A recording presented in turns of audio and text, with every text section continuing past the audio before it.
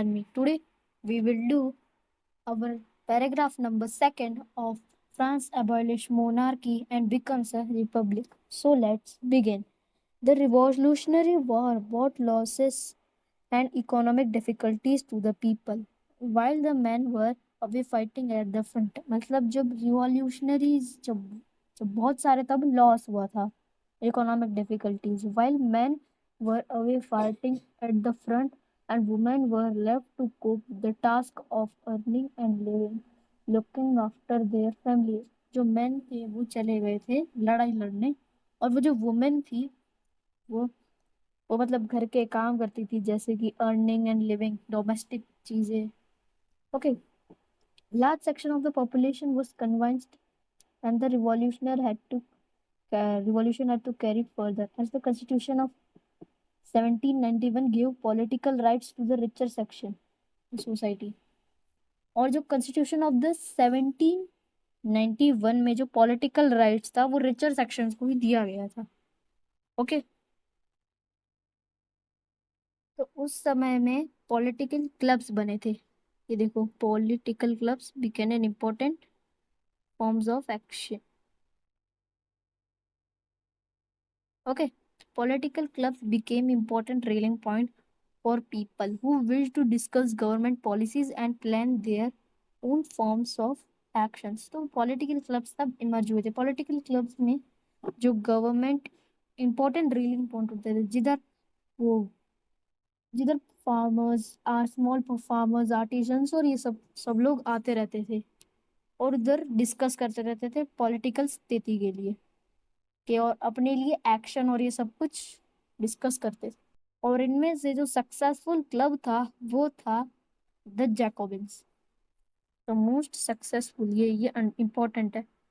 The most successful of these clubs is that of the Jacobins एक club था जो कि उस टाइम पे बहुत सक्सेसफुल क्लब था.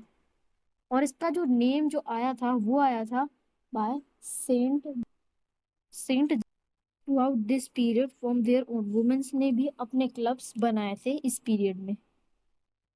ओके.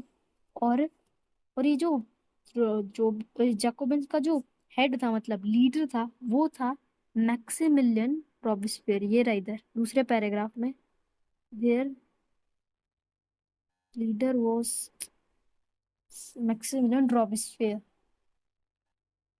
उसका जो नाम था वो आया था सेंट जैकोबिन्स.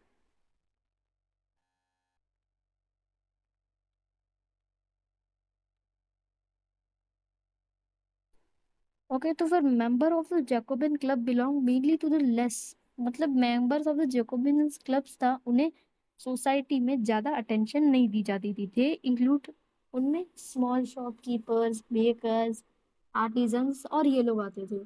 और जो मेंबर ऑफ द जो जैकोबिन क्लब थे, और जो मेंबर ऑफ द जैकोबिन जो क्लब थे, member of the Jacobin club, उन्हें सैंट क्लूटोस कहा जाता. और वो जो कपड़े थे, मतलब जो जैकोबिन्स ग्रुप के जो थे वो लॉन्ग स्ट्रिप्ड ट्राउजर पहनते थे. ये ये मतलब, रुको. तो member of the Jacobin club को सैंट क्लूडोस कहा जाता है. वो ऐसी पैंट्स पहनते थे, striped pants, long striped pants. और वो जो नोबल्स थे वो इसलिए पहनते थे ताकि वो सबसे डिफरेंट लगे. और ये जो सेम पैंट है वो डॉक वर्कर्स पहनते थे. डॉक वर्कर्स होते थे, मतलब पोर्ट के वर्कर जो पोर्ट में काम करते हैं उसे कहते हैं डॉक. और दिस वाज सेटअप हिमसेल्फ. और ये अपने आप को ज्यादा फैशनेबल सेक्शन ऑफ सोसाइटी से अलग कर देते थे. जैसे कि जो नोबल्स जो थे वो हमेशा नी ब्रिचेस पहनते थे. नी ब्रिचेस मतलब वो जैसे स्कूल में एकदम जो शॉर्ट्स नहीं आती, जो फुटबॉल्स और इन सब में नहीं पहनी जाती, वैसे ही उसे नी ब्रिचेस कहते हैं. और ये एक वे था कि वो पावर विल्डेड, मतलब पावर विल्डेड का मतलब प्रिविलेजेस. वो एक वे था कि end of the power wielded मतलब होता है privileges by the wearers of knee breeches. These Jacobin came to know as sans culottes. Jacobins को कहते थे sans culottes, known as Saint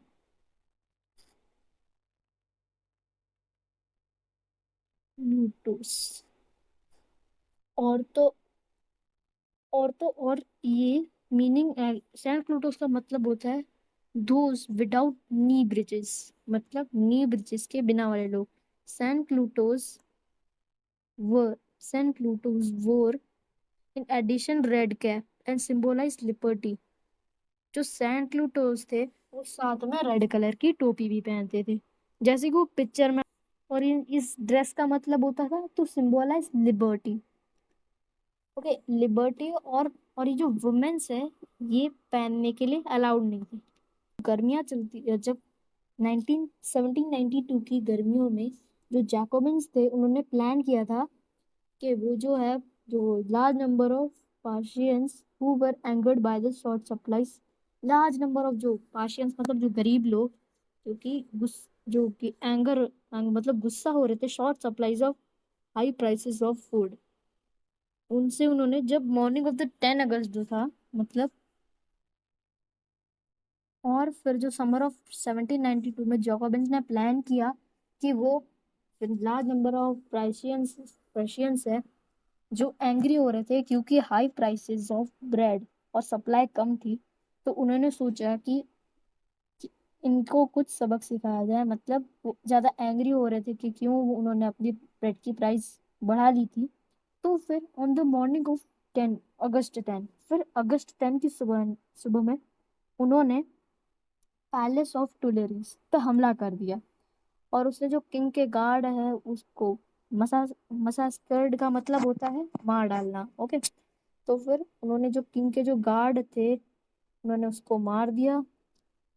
और तो और किंग को भी जो है, किंग और उसकी फैमिली को भी कई घंटों तक हॉस्टेज बना के रखा। और फिर लेटर द असेंबली, और फिर जो असेंब फिर जो असेंबली थी उसने वोट किया कि जो रॉयल फैमिली है पूरे राजा की, लुई 16 की, उसे जेल में डाला जाए।